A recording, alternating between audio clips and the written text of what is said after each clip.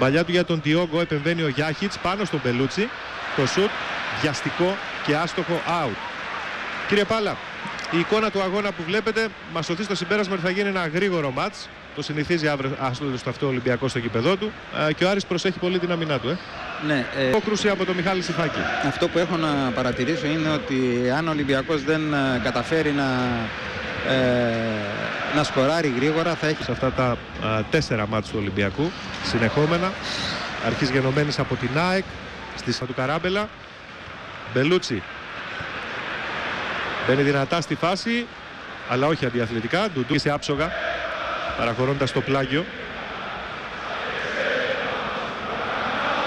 Και τον Καλέτη περνάει, δεν άφησε ο Μπελούτσι για τον Τζόρτζεβιτς και εκεί ο Σανέλ Γιάχιτς βγήκε και τον έκοψε και στη συνέχεια σταματά το παιχνίδι σωστά ο διαιτητής για φάουλ.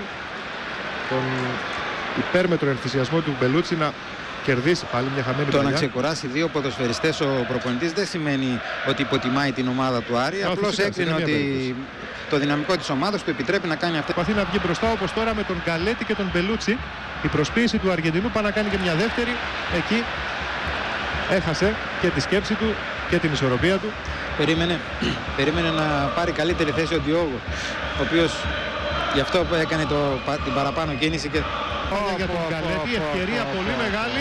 Ο Σιφάκης λέει όχι και ο Μπελούτσι έστειλε την μπάλα πάνω του.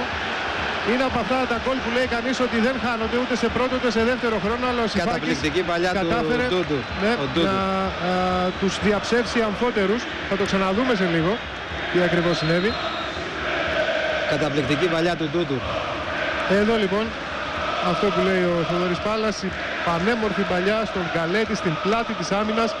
Έρχεται ο Αργεντινός, σημαδεύει, πλασάρει, διώχνει ο Σιφάκης και ενώ ο Μπελούτσι έχει όλο το